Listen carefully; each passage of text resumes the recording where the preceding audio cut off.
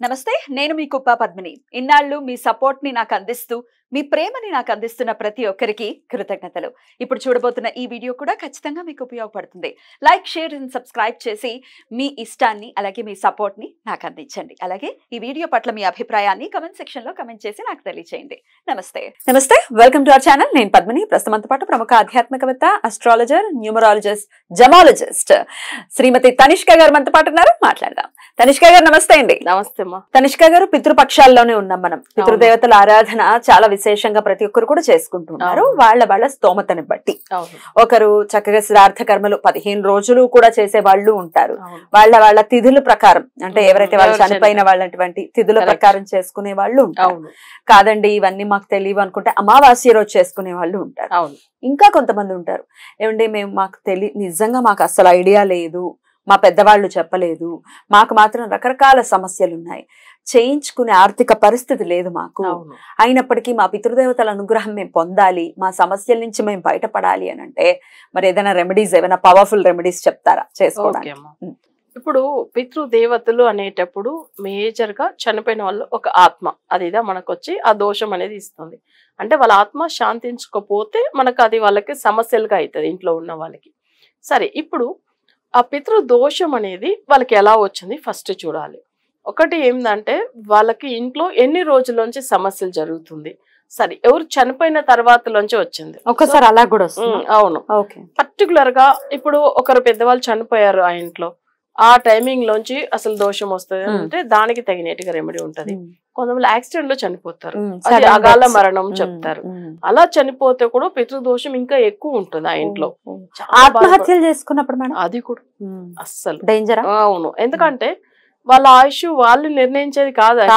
భగవంతుడి చేతిలో ఉండేది కానీ ఇలా చేసుకోవడం వల్ల వాళ్ళు చనిపోతారు కానీ ఆ ఇంట్లో ఉన్న వాళ్ళు ఎంత బాధలు పడుతూ ఉంటారు కదా సో అది కూడా పితృదోషం ఎక్కువ ఉంటుంది సో అలా ఉన్న వాళ్ళకి కూడా ఏమైతుందంటే మన చేపించే రెమెడీ అనేది అసలు జనరల్ గా కొంతమంది డైరెక్ట్ టెంపుల్ కూడా వెళ్ళమంటాము అంటే మన చేపించేది చెంగల్పట్ డిస్ట్రిక్ట్ లో నెన్మేలిని ఒక ఊరు ఉంటుంది కేరళలోనా ఇక్కడ తమిళనాడులో అది వచ్చి ఏంటంటే విష్ణుమూర్తి ఆలయం అది సో స్వామి వారు స్వయంగా వచ్చి ఒక భక్తురాల గురించి అంటే వాళ్ళు వచ్చి భార్య భర్తలు అసలు వాళ్ళకి పిల్లలు లేదనమాట వాళ్ళ గురించి వీళ్ళే స్వయంగా చేశారు ఎవరు దేవుడు విష్ణుమూర్తి వచ్చి వాళ్ళ బాబు లాగా అంటే తను తర్పణాలు ఇచ్చాడనమాట సో వచ్చాడా అయ్యి బాబు ఎంత పుణ్యమైన దంపతులు వాళ్ళు యాక్చువల్ గా ఏమైందంటే అప్పట్లో మనకు వచ్చి బ్రిటిష్ వాళ్ళు వచ్చిన కాలంలో ఏమైంది వీళ్ళకి వచ్చి అప్పుడు ట్యాక్స్ పే చేయాలి కలెక్ట్ చేసి ఊర్లో ఉండే వాళ్ళు అక్కట్లో ఒక గురువు లాగా బట్ వీళ్ళు ఏం చేశారు ఆ ఊర్లో ఉన్నప్పుడు ఏమైందంటే ఆ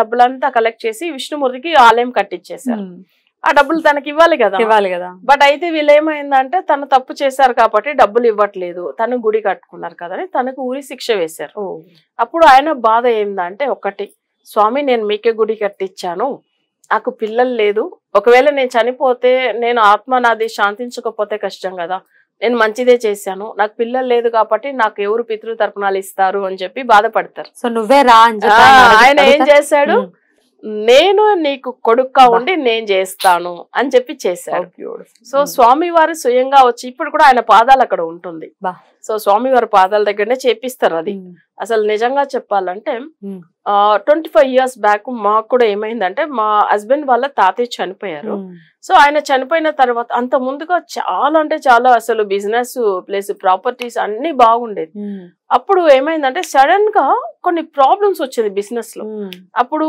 ఏం చేసుకోలేకుండా పొజిషన్ లో అట్లా అన్ని ఉంది కానీ ఏం లేనట్టుగా అయిపోయింది సో అన్ని ఉంది బట్ అయితే అంత ప్రాబ్లమ్స్ ఫేస్ చేయడం అనేది చూసాను ఫస్ట్ టైం నేను అప్పుడు ఏమైంది స్వామి వారి టెంపుల్ ఇట్లా మా బాబాయ్ చెప్పారు అక్కడికి వెళ్ళమని చెప్పి సరే నా టెంపుల్ కి వెళ్ళి పూజలు చేసుకున్న తర్వాత అట్లానే ఫుల్ డెవలప్మెంట్ అప్పట్లోంచి ఏ సమస్య లేదు అయితే చూడండి ఆ పితృ దోషం వల్ల అసలు ఎంత సమస్యలు వచ్చింది చూడండి ఎన్నాళ్ళు ఆ సమస్యలు ఫేస్ అసలు దగ్గర ఒక 3-4 years ఉంటుంది కంటిన్యూగా అంటే మనకు తెలియదు బట్ అయితే ఒక 4 years పైన ఉంటుంది మనకి ఇవన్నీ విషయాలు తెలియదు వాళ్ళు చనిపోయిన తర్వాత సమస్య వచ్చింది అనేది కూడా అప్పట్లో అంత తెలియదు కదా సో నాది జ్యోతిష్యం స్టార్ట్ అయ్యి 20 years అయింది అవునండి దానికంటే ముందుగా అప్పుడు 5 years ముందుగా బట్ అయితే అప్పుడు ఆ 5 years లో ఏమైందంటే మనకు ఆ తర్వాతనే జ్యోతిష్యం గురించి వచ్చాము చాలా మంచిగా అయ్యాం. మళ్ళీ బిజినెస్ అన్ని బాగానే అయింది, అన్ని బాగున్నాము. నెక్స్ట్ మనం ఏంటంటే ఈ విషయాలు మనం ఎంత మంచిగా అయ్యాం. ఎగ్జాక్ట్లీ. సో ఇట్లా పితృదోషం వల్ల ఎంత మందిలు బాధపడుతూ ఉంటారు కదా. సో అలాంటి వాళ్ళకి ఆ టెంపుల్ వెళ్ళి చేసుకోవచ్చు. మళ్ళీ చెప్పరా టెంపుల్ పేరు? అది వచ్చి చెంగల్పట్టు డిస్ట్రిక్ట్. చెంగల్పట్టు డిస్ట్రిక్ట్, నెన్మేలి. నెన్మేలి అని ఆ ఊర్లో ఉంటాడు ఆయన స్వామివారు. అయితే ఏమైనా ఉంటుందా? విష్ణుమూర్తి ఆలయం. అది తర్పణాల గురించి, అది శ్రార్థ కర్మలే అంటారు. శ్రార్థ కర్మలు, దాని గురించి అన్నేమి ఆయన పేరు అట్లనే వస్తుంది. అయితే అది ఫేమస్ అక్కడ. ఫేమస్. మన ఒకవేళ అంటే అది చెంగల్పట్టులోంచి తిరుక్కళ్ళగుండ్రం వెళ్లే రూట్ లో ఉంటుంది.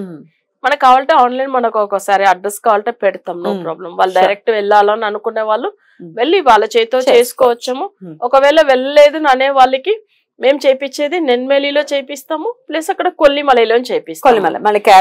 మన 2 పూజలు చేపించి వాళ్ళకి ఏదైనా అవసరం పడే ఇంపార్టెంట్ మెటీరియల్ పంపిస్తారు. సో మన ప్రాసెస్ అనేది కూడా ఉంటుంది. లేదు డైరెక్ట్ వెళ్ళాలని అనుకుంటే వెళ్ళొచ్చు, అదేం కాదు. సో వాళ్ళ ఇష్టం, అది క్లయింట్ కు ఏం అనిపిస్తుంది కంఫర్టబుల్ అది చేసుకోవచ్చు. అందుకే గుడి పేరు కూడా చెప్తున్నాను నేను. Right, beautiful. అయితే మంచిగా అయ్యారు అసలు. అంటే మేజర్ గా ఎవరైనా ఇంట్లో యాక్సిడెంట్ అయ్యి చనిపోయారని అనుకోండి, అలాంటి వాళ్ళు చేసుకోవచ్చు. ఒక్క విషయం ఏంటంటే ఒక్కసారి ఆ పూజ అక్కడ వెళ్ళి చేసేసాం అనుకోండి, ఒక 10 years చేయకపోయినా పర్వాలేదు, మనం అవి శ్రార్థం ఇవ్వకపోయినా పర్వాలేదు. అంటే తర్పణాలు ఇవ్వలేదు, మర్చిపోయాము, వేరే ఎక్కడ వెళ్తున్నాం, ఒక్కసారి ఇచ్చినా అంత ఫలితం ఉంటుంది. అది అంటే ఇయర్లీ వన్స్ ఇవ్వాల్సిన అవసరం కూడా లేదు. యాక్చువల్ గా ఇవ్వాలి, ఇవ్వకుండా పోకూడదు. కానీ ఒకవేళ ఇవ్వలేంట కూడా ఆ స్వామి వారికి చేసాం కదా, సో ఆయన దగ్గరే వెళ్ళి చేయడం వల్ల అది ఏమైతుందంటే వాళ్ళకి అది ఏం సమస్య ఏం రాదు. అది కూడా నేను చెప్తున్నా. ఎందుకంటే ఒక్కసారి వెళ్ళి చేసిన దానికి ఎన్ని సంవత్సరాలు అంత ఫలితం ఉంది అంటే అది నిజం. వాళ్ళు డైరెక్ట్ వెళ్ళిన వాళ్ళకి తెలుస్తుంది. అయితే ఇవి ఎవరైతే బాధపడుతున్నారో వాళ్ళు ఒక్కసారి అక్కడ అంటే వెళ్ళే ముందుగా ఒక్కసారి వాళ్ళకి ఫోన్ చేసేసి, వాళ్ళకి ఏంటంటే వాళ్ళు అరేంజ్ చేసుకుంటారు కదా పూజల గురించి, ఇంత మందిలో వచ్చారంటే వాళ్ళు కూడా చూసుకోవాలి కదా. సో ఇవన్నీ చేసేసి వెళ్ళొచ్చాము. లేదు మాతో అప్రోచ్ అయ్యి వెళ్తామంటే వెళ్ళొచ్చు, ఏం కాదు. సో వాళ్ళకి చెప్తాం ఈ టైమింగ్ లో వెళ్ళండి, మీకు ఏమి ఇబ్బంది లేదని. సో ఈ 15 రోజుల్లో ఎప్పుడైనా వెళ్ళొచ్చు. రైట్. అయితే జాతకంలో మీరు ఎలా చూస్తారు వీళ్ళకి ఖచ్చితంగా పితృదోషం ఉంది అని ఎలాగ కనిపెడతారు? ఓకే, ఇప్పుడు ఒక జాతకము మీన లగ్నంలో పుట్టారు, వాళ్ళ జాతక చక్రం చూపిస్తున్నారు. వాళ్ళ జాతక పరంగా ఏమైతుందంటే 4th house లో మాంది గ్రహం ఉంది అనుకోండి. అప్పుడు వాళ్ళ జాతకంలో ఏమైతుందంటే బుధుడు మాంది అవుతాడు, మిథునలో ఉన్నప్పుడు మాంది.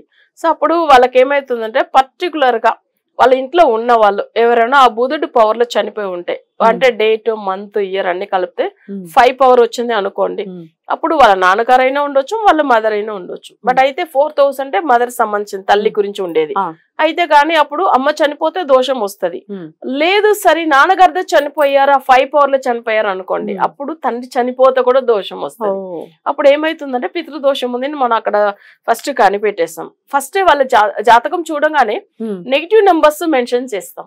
నెగిటివ్ నెంబర్స్ ఏమేమి ఉంది అంటే అది నోట్ చేస్తారు. ఇప్పుడు ఫర్ ఎగ్జాంపుల్ మిథునంలో మాంది ఉన్నాడు అంటే అది 5 పవర్. ఒకవేళ మకరంలో మాంది ఉంటే 8 పవర్. ఇప్పుడు 5, 8 వాళ్ళ నెగిటివ్ నెంబర్ చెప్తాం అనుకోండి. ఈ 2 నంబర్లో వాళ్ళ ఇంట్లో ఉన్న వాళ్ళు ఎవరైనా వాళ్ళ తాతయ్య ఉండొచ్చు, నాన్నమ్మ ఉండొచ్చు, లేదు వాళ్ళ నాన్ననే ఉండొచ్చు, ఎవరైనా చనిపోతే సో ఆ పితృదోషం వాళ్ళకి ఉందని అర్థమైపోతుంది. సరే ఇంకొకటి చూడండి, పర్టికులర్ గా ఒక ఇంట్లో ఎవరైనా పెద్దవాళ్ళు చనిపోతే ఎవరైనా ఒకరికి పితృదోషం వస్తుంది. కొన్ని ఇళ్లలో చూడండి వాళ్ళ ఫ్యామిలీ అందరికీ పితృదోషాలు ఉంటుంది. ఎందుకంటే అది శని పవర్లనో రాహు పవర్లనో వాళ్ళ పెద్దవాళ్ళు చనిపోతే, లేకపోతే వాళ్ళ కుటుంబ స్థానంలో కేతు ఉండి ఆ కేతు పవర్ లో మాంది ఉంటే, కేతుతో మాంది ఉన్నప్పుడు కేతు పవర్ లో ఎవరైనా చనిపోతే టోటల్ ఫ్యామిలీ అందరూ సఫర్ అవుతారు. అది వచ్చి మనం ఈజీగా కనిపెట్టవచ్చు. అందరికీ సమస్యలు ఉంది. కొన్ని ఇళ్లలో చూడండి వాళ్ళు చనిపోయినప్పట్లోంచి ఎవరో ఒకరికి సమస్య ఉంటది, కొంతమందికి అట్లా కాదు, వాళ్ళందరికీ సమస్యలు వస్తుంది. అది జాతకం చూస్తేనే అర్థమైపోతుంది. సరే ఇప్పుడు వీళ్ళు ఏం చేస్తారు, ఎన్ని పూజలండి చేశామండి, మీరు చెప్పాల్సింది లేదు, అన్ని తిరిగాము పితృదోషాలకు మేము చేస్తూనే ఉన్నాము అంటారు, కానీ ఫలితం అయితే లేదని అంటారు. వాళ్ళ జాతక పరంగా వాళ్ళు పూజలు చేయించుకుంటే 100% ఆ పితృదోషం నుంచి బయటపడవచ్చు. సో ఫలితం 100% ఉంటుంది. బ్యూటిఫుల్. డెఫినెట్ గా దాన్ని చేయించుకునే విధానంలో దాని పక్షంలో మేడం ని కూడా కాంటాక్ట్ చేయొచ్చు. Right madam, thank you so very much అండి. నమస్తే.